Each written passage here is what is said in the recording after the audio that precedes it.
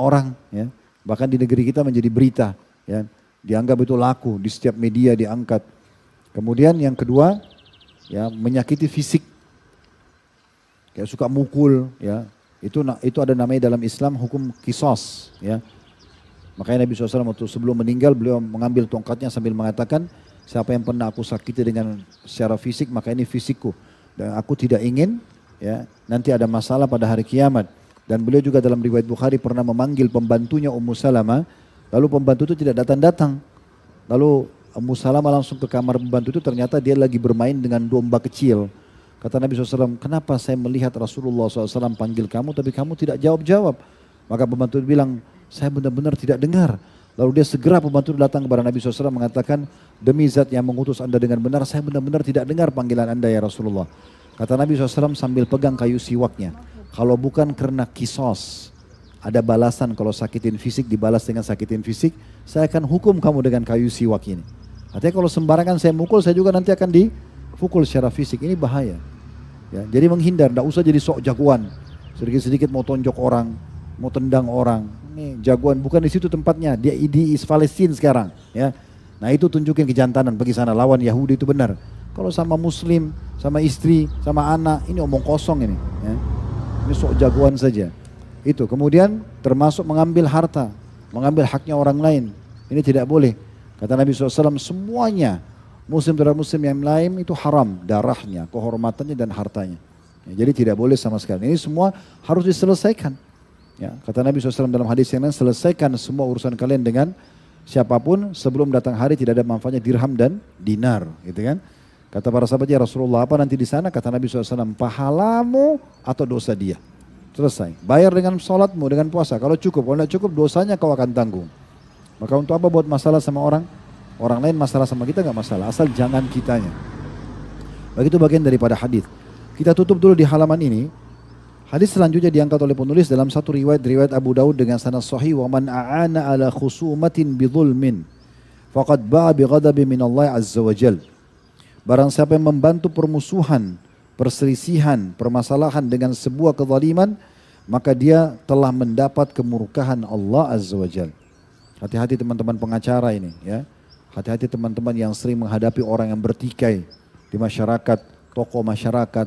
Jangan karena kecenderungan kita pada materi, pada kekerabatan, pada persahabatan, pada sesama suku, sama negara lalu kita membela padahal dia batil. Ini ingat, tetap dalam murka Allah sampai dia meninggalkan itu. Kita harus berdiri dengan kebenaran.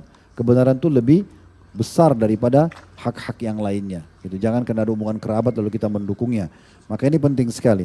Nah hadis ini berhubungan sekali dengan masalah tadi yang sedang kita bahas di potongan pertama hadis sebelumnya. Barang siapa yang dengan pertolongannya menghalangi salah satu dari had-hadnya Allah, maka sungguh dia telah menantang Allah dengan perintahnya. Baik, kalau ada yang mengatakan begini, Ustaz, hadnya Allah itu kan tegas. Pencuri dipotong tangannya. Orang berzina dicambuk. Kayaknya keras sekali. Gitu. Orang yang bunuh dipenggal lehernya. Saya pastikan teman-teman sekalian, orang yang mengatakan hukum Allah seperti ini keras karena dia belum paham, masih jahil dengan hikmah daripada kehidupan yang seperti atau peraturan seperti ini. Allah mengatakan walakum fil qisasi hayatun ya ulil albab.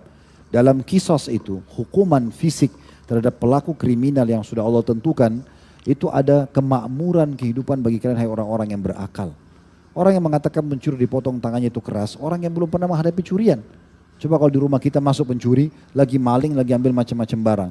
Kira-kira kalau kita temuin dia, ya, belum tentu kita cuma potong tangannya, mungkin kita akan bunuh dia, kan gitu. Contohnya, Islam datang, kalau tangan itu ketangkap, biar pemerintah yang ambil, diiklanin, dipotong tangannya di depan umum supaya orang-orang pada tahu, takut melakukannya. Karena satu orang dipotong tangannya, pelaku korupsi, pencurian, manipulasi data, maka itu akan berhenti yang lainnya untuk melakukan. Begitu juga dengan orang berzina, seorang anak muda datang dan mengatakan, ya Rasulullah, saya mau tinggalkan semua pelanggaran agama kecuali zina, izinkan saya. Tapi SAW lihat muka orang ini lalu mengatakan, kalau terjadi pada istrimu bagaimana? Ibumu, adikmu, anakmu, saya nggak mau. Loh kalau gitu kenapa kepada orang lain kau lakukan? Karena akan banyak di belakang wanita itu orang-orang yang tidak suka dengan perbuatanmu. Bayangkan kalau terjadi pada dirimu bagaimana? Kan gitu. Jadi harus hati-hati. Jangan sampai melakukannya karena pasti akan sama sakitnya kalau terjadi pada dirimu. Begitu ya. Nah itu disinggung oleh beliau Berhubungan dengan ini dalam surah An-Nur ayat 2. Orang yang menganggap bahwasanya itu kan terlalu keras. Karena mereka tidak tahu masalah itu. Mereka tidak paham. Begitu juga dengan orang yang membunuh. Orang yang mengatakan bunuh itu dipenggal lehernya terlalu keras. Udah penjarain aja seumur hidup. Orang ini tidak paham. Kalau orang itu mengalami, dia sendiri alami, ternyata dia pulang ke rumah istrinya sudah diperkosa atau dibunuh. Anaknya dibunuh, apa yang dilakukan? Saya yakin mungkin bukan cuma orang yang pembunuh yang dicari. Keluarganya pun kalau ditemukan akan terjadi perang antara keluarga, antara suku, kan begitu. Islam datang tangkap si pelaku kriminalnya. Lalu kemudian dihukum mati dia. Nah seperti itu. Itu yang diperintahkan di dalam agama. Jadi memang ada kehidupan, kemakmuran kehidupan di situ kalau orang faham dengan baik. Baik, penulis di sini Syekh Muhammad rahimahullah mengangkat surah An-Nur ayat 2 sebagai contoh dalam masalah perzinahan. Bisa dilihat di dalam surah nomor 24 ya, dalam Al-Quran surah An-Nur ayat 2-nya. Allah Subhanahu wa taala berfirman berhubungan dengan masalah zina ya. Karena ini salah satu hukum had. Ada hukum fisik, ya kalau dia belum menikah, kepergok, ketangkap, maka dilakukan cambuk 100 kali. Kalau sudah menikah dirajam, gitu kan? Nah itu Allah sebutkan dalam surah An-Nur, surah nomor 24 ayat 2-nya. Saya bacakan lengkap ayat, karena kalau di buku cuma diambil potongan akhirnya aja. Bunyinya, Az-zaniyatu waz-zani fajridu kulla wahidin minhuma mi'ata jaldah.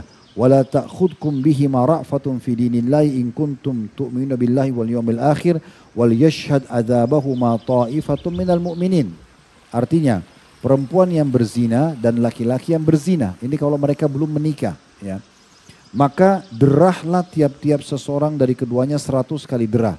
Hukum Allah dari 1400 tahun yang lalu. Kepergok, ketangkap, pemerintah cambuk 100 kali derah. Dan janganlah belas kasihan kepada keduanya mencegah kamu untuk menjalankan agama Allah. Jika kamu beriman kepada Allah dan hari akhir. Dan hendaklah pelaksanaan hukuman mereka disaksikan oleh sekumpulan orang-orang yang beriman. Sekumpulan orang-orang yang beriman. Saya bacakan dulu, ini saksi bahasan kita yang diangkat oleh penulis adalah potongan ayat, dan janganlah belas kasihan kepada keduanya mencegah kamu untuk menjalankan agama Allah. Jadi harus tetap diberikan hukuman supaya yang lainnya berhenti. Namun saya bacakan dulu ayat 3-nya, karena ayat 2 ayat 3 ini ada sebab nuzulnya. Nanti akan saya sebutkan sebentar insyaAllah. Di situ dikatakan ayat 3-nya, Az-zani la yankihu illa zaniyatan aw musyrikatan waz-zaniyatu la yankihuha illa zanin aw musyrik wa hurrima dzalika 'alal mu'minin. Laki-laki yang berzina atau memang kerjanya terus berzina, tidak taubat.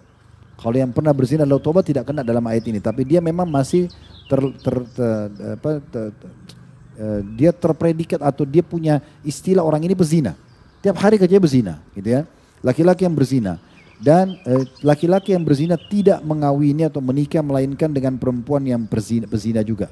Dan subhanallah ini memang alamnya sama ya. Kalau tiap hari dia zina, ke diskotik, ke bar, pelacur, pindah. Nanti dia nikah sama pelacur juga itu.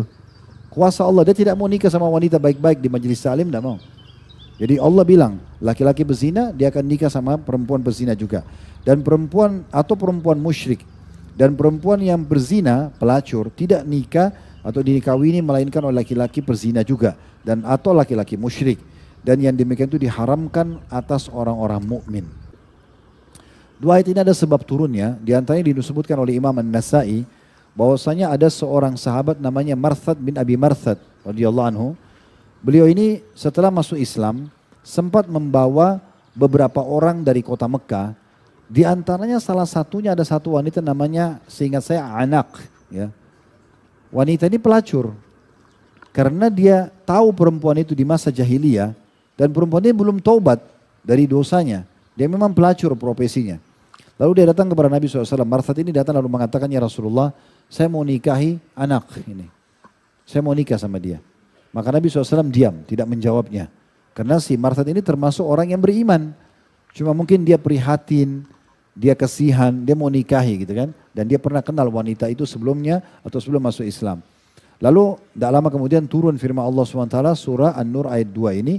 Yang mengingatkan dan juga ayat 3 bahwasanya tidak boleh ya. Atau orang-orang yang pezina, laki-laki dan perempuan, cambuk mereka 100 jerah. Dan jangan kalian berbelas kasih karena pelanggaran mereka terhadap agama Allah. Kalau kalian beriman kepada Allah hari akhir, dan harus ada sekelompok orang beriman menyaksikan siksaan mereka supaya mereka ya mengambil